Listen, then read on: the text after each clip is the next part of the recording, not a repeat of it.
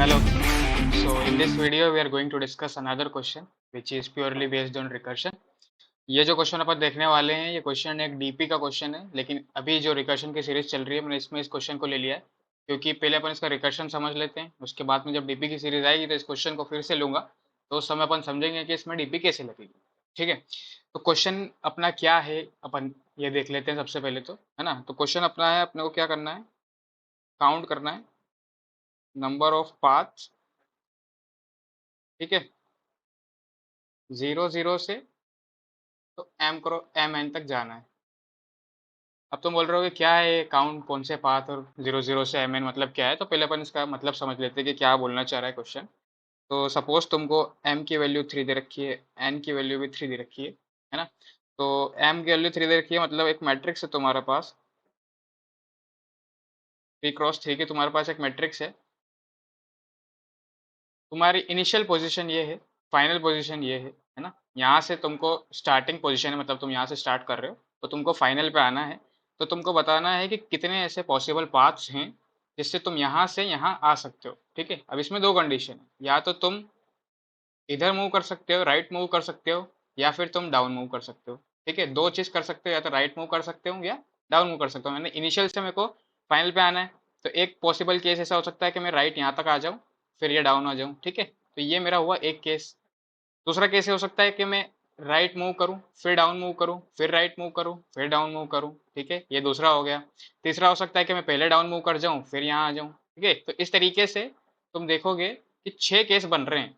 ठीक है, 6 केस इसका तुम निकालोगे, इसका आउटपुट जो आ रहा है ना वो 6 आएगा। अब इसमें क्या क्या नहीं कर सकते हैं, तो नहीं कर सकने वाली चीज ये है कि जैसे मैंने डाउन मूव करा, ठीक है, राइट मूव करा, तो मैं वापस अप मूव नहीं कर सकता। तो इसमें दो चीज प्रोहिबिटेड है। क्या चीजें प्रोहिबिटेड है, तुम अप मूव नहीं कर सकते, अप मूव नहीं कर सकते, और लेफ्ट मूव नहीं कर सकते। ठीक है, तो ये नहीं कर सकते हैं और ये कर सकते हैं। ठीक है, समझ आ गया। तो टोटल नंबर ऑफ तुमको पाथ बताने हैं, इनिशियल से चलना है, यानी कि मैट्रिक्स के फॉर्म में देखें तो 0 0 से तुमको चलना है, तो लास्ट में ये m-1 बोल लो, यहाँ पे तुमको आना है और total number of paths calculate करने हैं। ठीक है, और कंडीशन मैंने तुमको बताई दी। तो ठीक है, तो एक बार तुम खुद से इसको क्वेश्चन को सॉल्व करने की कोशिश करो, उसके बाद अपन सॉल्व करके देखते हैं। चलो, तो अभी तक तुमने खुद से इसको क्वेश्चन को सॉल्व करने की कोशिश कर ली होगी, है ना। अब अपन देखते हैं इसको कैसे कर सकते हैं। इसमें अपन क्या कर सकते हैं, सबसे पहले मैं एक वापस मैट्रिक्स बनाता हूँ। ठीक है, 3 × 3 की मैट्रिक्स बन जाएगी, ये बन गई। ठीक है, अब इसमें मेरी इनिशियल पोजीशन ये है, यहाँ पे सबसे पहले मैं खड़ा हूँ। ठीक है, ये इधर तुम खड़े हो, ये तुम्हारी फाइनल डेस्टिनेशन है। ठीक है, ये क्या है, तुम्हारा फाइनल डेस्टिनेशन है। यहाँ से तुमको यहाँ पे आना है। मूव क्या कर सकता है इंसान, या तो यूँ जा सकता है या यूँ जा सकता है। ठीक है, मैट्रिक्स के फॉर्म में अगर मैं देखूँ तो मैं इस स्टार्टिंग पोजीशन को क्या बोलता हूँ, मैं 0 0 है। ठीक है, ये क्या है, ये 0 1 है, ये 0 2 है, ये 1 0 है, 1 1 1 2। ठीक है, 2 0 2 1, और ये 2 2। तो 0 0 से 2 2 आना है, और क्या क्या कर सकता हूँ, या तो मैं इधर राइट मूव कर सकता हूँ या डाउन मूव कर सकता हूँ।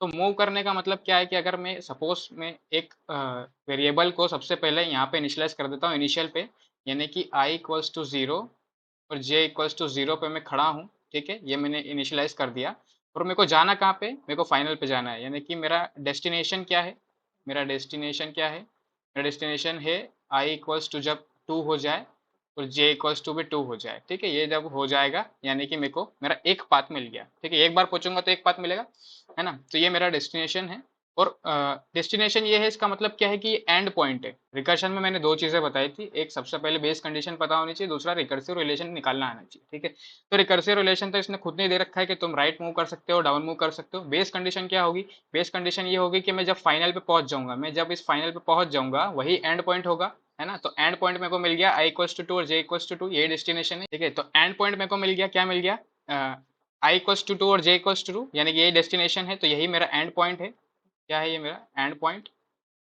तो यही मेरा बेस कंडीशन होगी। क्या बेस कंडीशन होगी कि जब i 2 हो जाए और j 2 हो जाए तो भाई मैं रिटर्न कर दूं 1, है ना। एक पाथ हो जाएगा तो एक रिटर्न कर देंगे। तो चलो, ये तो समझ में आ गया, स्टार्टिंग पोजीशन ये है, फाइनल पोजीशन ये है ना। ये मूव कर सकते हो और ये मूव कर सकते हो। तो अब सीधे सीधे इसका रिकर्शन का कोड लिख लेते हैं अपन। चलो, तो अब अपन देखते हैं कि इसका कोड कैसे लिख सकते हैं। कोड लिखने के लिए रिकर्शन का दो चीजें चाहिए होती है, मैंने तुमको बताया था। एक बेस कंडीशन पता होनी चाहिए और बेस कंडीशन के बाद तुम्हारे पास रिकर्सिव रिलेशन होना चाहिए। तो बेस कंडीशन अपने पास ये है कि अपने को डेस्टिनेशन पता है, मतलब अपने को रुकना कहाँ पे है अपने को ये पता है, तो बेस कंडीशन तो अपने को पता चल गई। अब रिकर्सिव रिलेशन क्या है, तो रिकर्सिव रिलेशन क्वेश्चन में ही स्पेसिफाई कर रखा है। क्या है रिकर्सिव रिलेशन, या तो तुम राइट मूव कर सकते हो या तो तुम डाउन मूव कर सकते हो। अब ये मूव कैसे कर सकते हैं अपन, पहले मैं ये तुमको समझा देता हूँ। तो अपन अगर देखें मेरे को राइट मूव करना है और मेरे को अगर यहाँ से डाउन मूव करना है तो मुझे क्या करना पड़ेगा, है ना। सपोज करो तुम्हारे पास एक सपोज 2x2 की ही मैट्रिक्स है। तो सपोज पहले वाले में क्या 0 0 होता है, इसको 0 1 बोलते हैं, इसको 1 0, इसको 1 1, ठीक है, ये इसकी इंडेक्सिंग होती है। अगर पहले डिजिट को मैं आई कंसिडर करूँ, सेकंड डिजिट को मैं जे कंसिडर करूँ, ठीक है। तो अगर मेरे को तुम बताओ मेरे को राइट मूव करना है तो मैं किस में इंक्रीमेंट करूंगा, आई में इंक्रीमेंट करूंगा या फिर जे में इंक्रीमेंट करूंगा। तो यहाँ पे साफ साफ दिख रहा है कि अगर मेरे को राइट में मूव करना है तो मैं जे में इंक्रीमेंट करूंगा। देखो सेकंड डिजिट में इंक्रीमेंट हो रहा है ना, अगर इस पोजीशन से इस पोजीशन आना है तो जे में इंक्रीमेंट हो रहा है। सिमिलरली अगर मेरे को डाउन जाना है तो मुझे आई में इंक्रीमेंट करना होगा, ठीक है। अब बेस कंडीशन में एक छोटी सी कंडीशन और हो सकती है कि सपोज अगर मैं डाउन मूव कर रहा हूँ, यहाँ से मैंने डाउन मूव करा, यानी कि इनिशियली में जो है, दो मिनट, मैं इनिशियली में यहाँ पे था, मैं यहाँ से डाउन मूव करा, यहाँ पे आया अब, है ना।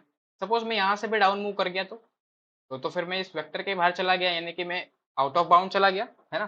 तो अपन को इस कंडीशन का भी ध्यान में रखना है क्या, कि एक बेस कंडीशन ये और जुड़ जाएगी कि कभी भी मेरा जो आई है वो m से नीचे होना चाहिए और j है वो n से कम होना चाहिए, ठीक है। यानी कि हम उसी रेंज में रहें, उसी मैट्रिक्स में रहें, उसके बाहर ना चले जाएं, ठीक है। ये दो कंडीशन होगी। तो अपन ये डाल देंगे कि जब भी भाई तू m के बाहर जा रहा है, i की वैल्यू जो है वो रो के बाहर जा रही है तो रिटर्न 0 कर दे। या आप सिमिलरली j की वैल्यू जो है वो n के बाहर जा रही है, यानी कि नंबर ऑफ कॉलम्स के बाहर जा रही है, तो उसको रिटर्न मारो 0, ठीक है। और अगर डेस्टिनेशन पे पहुंच रहा है तो रिटर्न 1 मार दो, ठीक है। तो ये एक और कंडीशन थी जो रह गई थी, वो मैंने बता दी तुमको। चलो अब इसका अपन कोड लिख के देखते हैं, है ना। तो जो भी फंक्शन होगा तुम्हारा वहां से तुम एक आई और जे पास करोगे, यानी कि 0 0 पे आई और जे पास करोगे। इनिशियली मैं 0 0 पे रहूंगा, है ना, और एम और एन पास करोगे, चार पैरामीटर पास होंगे। तो मैं डायरेक्ट तुमको एक फंक्शन लिख रहा हूँ सॉल्व नाम का, जो तुमको डायरेक्ट रिटर्न करके देगा, क्या देगा, नंबर ऑफ पाथ। तो मैंने लिखा इंटीजर टाइप में फंक्शन ले रहा हूँ, फंक्शन का नाम अपन ने रखा सॉल्व, ठीक है।